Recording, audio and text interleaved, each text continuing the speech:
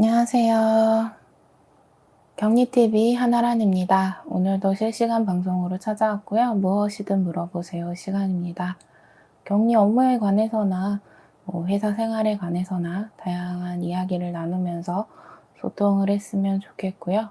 궁금한 점 물어보시면 제가 아는 한 성실히 답변해 드리도록 하겠습니다. 차변 대변 개정 과목 위치가 제일 어려요. 아, 그래요? 차변 대변 개정 과목 거래 판료소라고 아세요? 차변에는 뭐 자산이 증가가 되고 부채가 줄어들고 자본이 줄어들고 비용이 발생이 되고, 대변에는 뭐 자산이 줄고 부채가 늘어나고 자본이 늘어나고 수익이 발생되고, 이런 거래 판료소를 정확히 아시면 돼요. 붕괴할 때 가장 조금 팁은 일단은 돈이 지불이 됐냐 안 됐냐, 돈을 받았냐 안 받았냐 확실하게. 돈을 받았으면 보통임이 늘어난 거고, 돈을 줬으면 보통임이 줄어든 거고, 어느 한쪽을 일단은 정황해서 먼저 거기에 집어넣는, 그리고 그 돈이 무엇인지에 대해서 반대쪽에 적는 형식이에요. 돈을 아직 안 줬으면 미지급이나 외상매입금일 거고, 돈을 아직 안 받았으면 거의 외상매출금일 거고, 가끔 뭐 미수금일 수도 있고. 확실하게 돈을 받았냐 안 받았냐, 돈을 줬냐 안 줬냐, 그걸로 먼저 하나를 때려 넣어요. 차변인지 대변인지를 때려 넣고, 이제 그 반대편에 그 돈이 뭔지를 적어주시면 됩니다. 네. 사업자 통장에 연결된 직불카드 품 구입하고 사업자 통장에서 사업자 핸드폰 자동 이체했는데 이런 건 증빙을 뭐로 하고 뭐로 개입하고 증빙자를 어떻게 처리해야 될까요? 증빙자료는 일단은 카드로 사용한 거는 카드사 홈페이지에서 영수증 같은 거 다운로드 받으실 수 있잖아요. 인쇄하시거나 그런 걸 활용을 하시면 되는데, 그 직불카드로 회사 사업용으로만 쓴다라고 하면은 홈택스에 사업용 카드로 등록을 해 놓으세요. 그러면은 홈택스로 자동으로 그 자료가 넘어갑니다. 그게 훨씬 편해요. 다만 그걸로는 개인 용도로는 사용하시면 안 되겠고요. 사업용 카드라고 이제 홈택스에 메뉴가 있어요. 거기에 등록을 하신 후에 사용을 하시는 게 훨씬 좋고요. 사업자 핸드폰 자동이체를 하셨는데, 그럼 사업자 핸드폰 명의가 사업자로 되어 있나요? 사업자로 하시는 게 좋겠고요. 개인 명의보다는 사업자로 하신 후에, 그럼 사업자로 하시면 사업자 정보로 계산서가 발행이 돼요. 뭐 SK면 SK, KT면 KT, LG면 LG 다 됩니다. 그래서 그걸로 세금계산서 발행 받으시는 게 좋습니다. 명의를 사업자 명의로 하면은 자동으로 계산서가 발행이 됩니다. 그렇게 하시는 게 좋습니다. 증빙으로는요. 네. 격리하게 되면 사람들과 소통을 많이 해야 하나요? 저는 지금 한가할 때 상사랑 같이 있는데 수다 스트레스가 힘들어요. 잠깐 수다 떠는 걸 힘들어요. 글쎄, 격리라서 소통을 해야 하는 거는 잘 모르겠어요. 어느 직종이든 일단 소통이 필요하긴 하죠.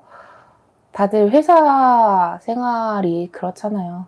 같이 일하는 사람들하고 얘기를 해야 하니까 자기 혼자서만 일을 하려면은 저처럼 프리를 하시는 게 좋겠죠. 저는 뭐 입에 거미줄 치듯 말 안 하고 하루 종일 있습니다만, 뭐 회사에 다니면 또 거기에 어울려서 얘기를 해야 하잖아요.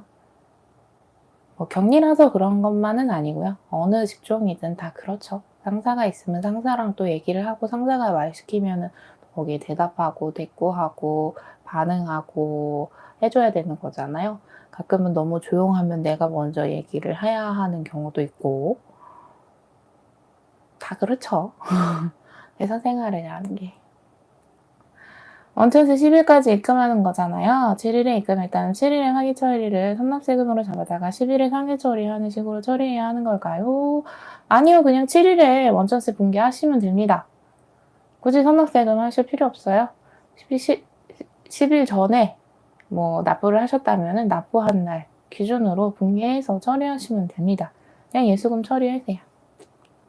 통장 정리는 매일 입출 내역 확인해서 그날 처리하면 되는 걸까요? 네, 그렇죠. 매일 입출 내역 확인해서 자금일보 안 받으시나요? 자금일보 만들려면은 매일 처리를 해야 하긴 하거든요. 그래서 매일 하죠. 보통은 계좌 내역은 확실하게 뜨잖아요. 뭐 인터넷 뱅킹이든 뭐 은행 가서 통장 정리를 하든 확실하게 뜨는 거니까 그런 거는 매일매일 처리를 하시는 게 좀 더 정확하고, 그리고 그때그때 일어나는 일은 그때그때 내가 지금 바로바로 알잖아요. 나중에 며칠 후에 하면 기억이 안 나는 경우도 있고, 뭐 기억하면 좋지만 매일매일 하시는 게 좋고, 뭐 회계 프로그램 쓰신다면 회계 프로그램에 전표 입력을 매일매일 하시고, 그리고 적어도 보통예금 장부는 맞추시는 게 좋겠죠.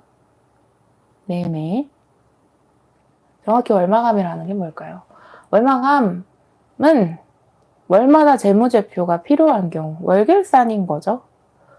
그럴 때 이제 주로 하게 되고요. 회계 쪽으로는. 그래서 월마다 감가상각해서 반영을 하는 경우도 있고, 그래서 월마다 재무제표를 만드는 손익계산서랑 뭐 재무상태표랑 월마다 만드는 회사들, 주로 뭐 외국계 회사나 아니면 규모가 좀 큰 회사, 아니면은 어디서 투자를 받은 회사들은 합니다.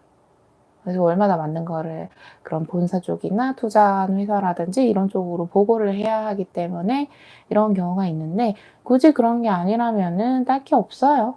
그냥 뭐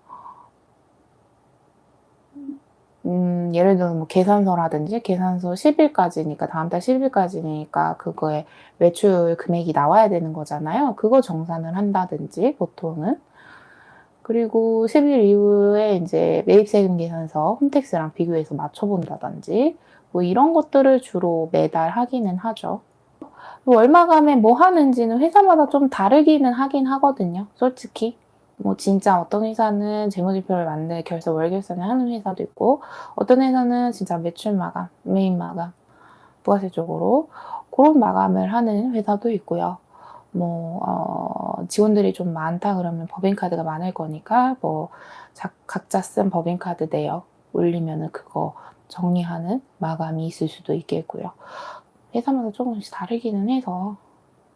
네, 결제 받으러 갈 때가 좀 무서울 것 같아요. 돈 안 맞거나 세금 추가 징수돼서 사장님 상사한테 혼나세요. 돈 안 맞으면 안 되죠. 돈은 맞아야 돼요. 돈은 맞아야 돼요. 돈은 맞아야 돼요. 세금 추가 징수돼서, 세금 추가 징수가 되는 거면은 내가 뭔가 잘못해서 추가 징수가 되는 경우도 있고, 아니면은 불가피하게 나의 그냥 간단한 실수 같은 게 아니라 뭐 이런저런 다양한 이유로 불가피하게 나오는 경우도 있을 수 있겠고, 그러면 괜찮죠? 근데 이게 혼나는 게 두려워가지고 말을 안 하면 일을 더 키워요. 그래서 뭔가 틀렸다. 근데 내가 해결할 수 없는 거다. 그러면 무조건 바로 얘기를 해야 됩니다. 근데 오히려 덜 혼나고 간단하게 처리가 되는 경우가 훨씬 더 많아요. 괜히 혼날 것 같은데 라고 하면서 말 안 하고 기피하시고 그러면 일을 더 키웁니다. 그래서 발견하는 즉시 얘기를 하시는 게 좋아요. 그래야 뭐 혼나더라도 빨리 처리를 할 수가 있겠고요. 대표님들도 처리 방안을 주실 거거든요. 어떻게 해라. 뭐 세금 추가로 나왔으면 내라 라고 할 수도 있고요. 간단하게 끝날 확률도 있기 때문에 여러모로, 그리고 솔직한 게 제일이에요. 뭔가 실수를 했다라고 하면은 그냥 솔직하게 다 얘기를 하시고 처리를 하시는 게 좋습니다. 괜히 이런 거 쉬쉬하고 그러면 경리가 의심받기도 딱 좋은 자리예요. 돈을 관리하다 보니까 얘 얘기 안 하고 뭐 하는 거 아니야?